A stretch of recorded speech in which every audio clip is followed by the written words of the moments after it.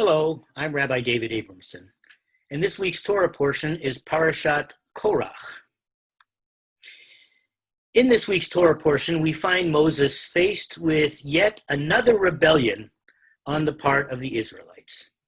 This time, it's not the whole people or an unnamed portion of the people. Korach and Datan and Aviram and others directly challenge the divinely mandated leadership of Moses. Rav lachem, you take too much upon yourself, they tell Moses. Ki chol ha'edah kulam kedoshim, since the whole congregation of Israel is holy, uvtocham Adonai, and Adonai is in their midst, umadua titnasa'u al kahal Adonai. Why do you elevate yourself over the congregation of Adonai? And in the next verse, we hear of Moses' response. Vayishma Moshe, vayipol al panav. When Moses heard this, he fell on his face. Well, subsequently, Moses does respond with a challenge to Korach and his mutinous followers. In the morning, Moses says, Adonai will show who are gods, and those whom God will choose, God will cause to come near. Do this, Moses says. Take censers, Korach and your followers, put fire and incense in them before Adonai. So a ritual challenge is being presented by Moses. God will accept the offerings of those whom God favors. Now later, God expresses anger at the rebellious Israelites. And God tells Moses, Hibadalu mitoch ha'edah hazot, separate yourself from this congregation. Va'achale otam keraga, and I will consume them in a moment. God is so angry that he is threatening to destroy all of the Israelites. But then Moses argues with God, asking rhetorically, Ha'ish echad yechata, when one person sins, v'al kol ha'edah tiktsof, will you be wrathful with the whole community? Well, eventually, Moses is successful in talking God down from God's anger. And God decides not to destroy the whole community, but those who have instigated the rebellion will be punished. The manner of divine punishment which follows is more than simple punishment. In addition, it is a test of the authenticity of Moses' mission. You see, at this point in the story, the Israelites have gathered around the tents of Korach and Datan and Aviram, and Moses tells them to move away from their tents, lest you be wiped out for all their sins. He then tells the Israelites, Bezot te'de'un, by this you shall know, Ki Adonai shalachani la'asot et kol ha'ma'asim ha'eleh, that Adonai sent me to do all these things, Ki lo milibi, that I have not done them out of my own mind. Moses continues, if these men die, like men commonly do, then you will know that Adonai did not send me. But if Adonai creates a new thing, if the earth opens up and swallows them and all that belongs to them, then you shall know that these men have despised Adonai. In other words, if the men die in this dramatic, extraordinary way, that is, through a divine miracle, then you will know that they had been punished for despising God, that is, for challenging the authority which God had placed in me, Moses. In the following verses, we see that the miracle did come. The earth swallowed up the rebellious Korach and his followers. The Israelites were appropriately frightened, and Moses' divine authority was dramatically demonstrated. Happy ending, in a sense. There's a rebellion against God's authority. Moses miraculously quells the rebellion. Moses' divinely mandated leadership of the Israelites is once again affirmed. But there's a problem with the story. Who instructed Moses to set up this challenge? Nowhere do we read that God instructed Moses to do this. And yet Moses does say, Bezot te'de'un, by this you shall know, Ki Adonai shalachani lasot et kol ha'ma'asim ha'eleh, that Adonai sent me to do all these things. If we don't read God's instructions in the biblical text, then how do we know that the instructions came from God, as Moses claims? Is Moses lying? Has he made up the challenge himself, attributing it to God after the fact? Well, our classical commentators do find God's instructions in the text. They're actually reading between the lines of the text, and therein they also find some important lessons for us. We turn first to the pen of a 13th century Spanish rabbi whose name was Moshe ben Nachman. He's also known as Nachmanides, and he's also known as Ramban. Nachmanides looks at that verse that I pointed out before. Remember it said, Vayipol al panav, Moses fell on his face? Well, Nachmanides says, Moses fell on his face implies that he inquired of God what to do. And the phrase Adonai will show us who are gods refers to the results of that meeting with God, during which Moses received the divine instructions to set up this challenge to Korach. So you see the chronology in Nachmanides' retelling of the story. Korach and his followers rebel against God's authority, against Moses' divinely mandated authority. And what does Moses do? He falls on his face. And afterwards, he presents the challenge to Korach and the other rebels.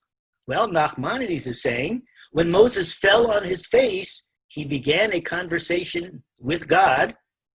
I guess you could say a private conversation because it's not explicitly reported in the text. But nevertheless, says Nachmanides, during that private conversation with God, God gave Moses the instructions to set up this challenge. Well, Rashi, the famous 11th century French scholar, disagrees with Nachmanides. He says that Moses falling on his face was an act of frustration at yet another example of the Israelites' faithlessness, in contrast to the previous times that Moses had interceded on behalf of the rebellious Israelites. But at this point, Moses has had enough. He's run out of his own patience with the Israelites, and so in despair, in frustration, he falls on his face. Not exactly a glowing description of a great leader. Well, Nachmanides, perhaps anticipating the objection to his first explanation, or maybe realizing the weakness of that explanation, suggests a second explanation. Moses himself was responsible for the idea, but was confident, as we read in the book of Isaiah, that God confirms the word of God's servant and performs the counsel of God's messengers. In other words, Maimonides is suggesting, yes, Moses thought up the challenge himself. God didn't explicitly instruct him to challenge the rebels in this way, but Moses had faith that God would confirm his words, just as Isaiah says, God does confirm the words of God's servants. But that really doesn't answer the question. Even if Moses was confident that God would confirm the word of God's servant, how could he claim that God had instructed him in this manner? Nevertheless, Nachmanides writes, my view was that the hand of Adonai was upon him. They were inspired by what is known as the divine spirit. Nachmanides' explanation is that Moses was instructed, sort of, by inspiration of the Ruach HaKodesh, the divine spirit. Does God instruct his servants through such means? Yes, according to classical Jewish sources. Sometimes God makes God's will explicitly known, such as in the Bible, where we read God says, thou shalt do this, or thou shalt not do that. God's not bashful. Sometimes God is quite explicit in God's commandments to the Israelites. And sometimes God communicates in a less explicit way through Ruach HaKodesh, through the divine spirit. And this, according to Nachmanides, is how it is that God, shall we say, indirectly instructed Moses to establish this challenge to the rebels against Moses and God's authority. Moses Maimonides, who lived in the 12th century and is known also as Rambam or Maimonides, in distinction to Ramban, Nachmanides. Maimonides indicates that there are different levels of prophecy, different ways in which God speaks to God's chosen prophets. The Bible is full of cases in which it reports, Vayidaber Adonai el Moshe lemur, Adonai spoke to Moses saying, and what follows is considered, at least by the biblical authors, to be God's direct instructions to Moses. And so what we see in this story, according to Maimonides, is a lower level of prophecy. As Maimonides writes, the individual himself is prompted to the deed. This degree of divine influence is called the spirit of Adonai. Moses was distinguished by this prophetic spirit. It prompted him to slay the Egyptian, to prevent injustice between the two men who quarreled. Whenever he saw wrong being done, he could not restrain himself. This third explanation absolves Moses of the charge of thinking up these divine instructions on his own. Ruach HaKodesh, the divine spirit, had moved Moses to act, and Moses' behavior and claims are legitimate because they have been influenced by the Spirit of God. Or to put it another way, even though God had not explicitly instructed Moses to meet Korach's rebellion in this way, God implicitly so instructed Moses. Moses had been instructed implicitly by Ruach HaKodesh, by the divine spirit. And what was the effect of Moses' miracle? The effect was only temporary. As we read in the Torah portion, and all Israel who were around fled at the cry of Korach and his followers as they perished, for they, the Israelites, said, lest the earth will swallow us up. In other words, all of Israel witnessed this event and were sufficiently impressed by its miraculous nature. And yet, just a short while later, in the next chapter in the book of Numbers, we read, Vayilonu kol adat b'nei Yisrael mimochorat al Moshe v'al Aharon. The next day, all the congregation of the children of Israel murmured against Moses and against Aaron.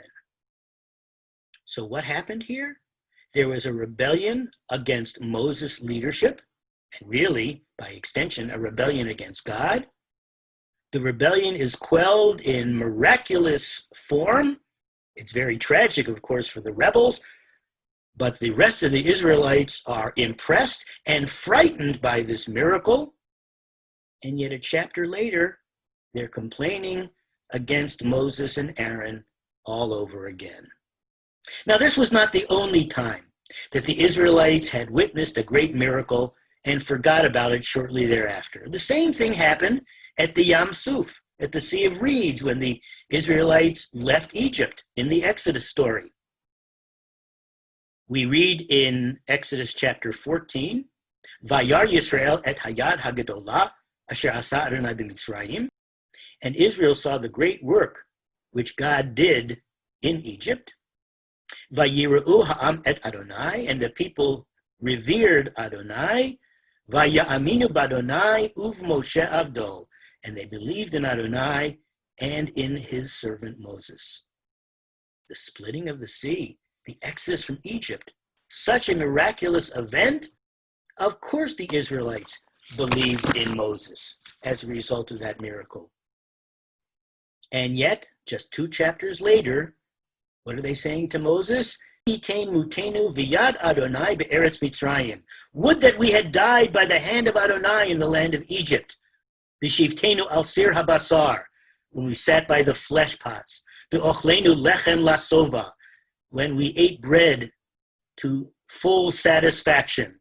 Ki hotzetem otanu el hamidbar hazeh, for you have brought us forth into this wilderness, lahamid et kol hakahal hazeh bara'av, to kill this whole assembly with hunger.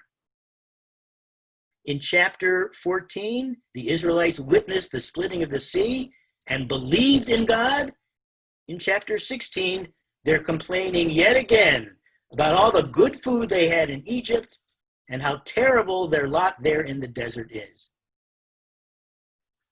So what's the point of our story? What is it trying to teach us? I think the story can teach us a lesson about the nature of miracles. Early in our people's history, perhaps, these dramatic, out-of-the-ordinary events were needed to demonstrate God's power to those people who were strangers to God. But it's clear that even these dramatic occurrences have limited effect on people who are spiritually immature, who are not sensitized to the presence of God in their lives. The generation of the Exodus was a spiritually immature generation. They were impressed by God's power one day, forgetful of it the next. Today, we look at such dramatic biblical miracles with skeptical eyes. A favorite sport among many is to explain away the miracles of the Bible with scientific explanations. Of course, many of us would look at the claims of modern so-called miracles with equal skepticism, especially since most of the so-called miracles which are popularly claimed today involve sudden inexplicable healing of illnesses, dramatic turnarounds of hurricanes, and the like. For many people today, we live in a world without miracles.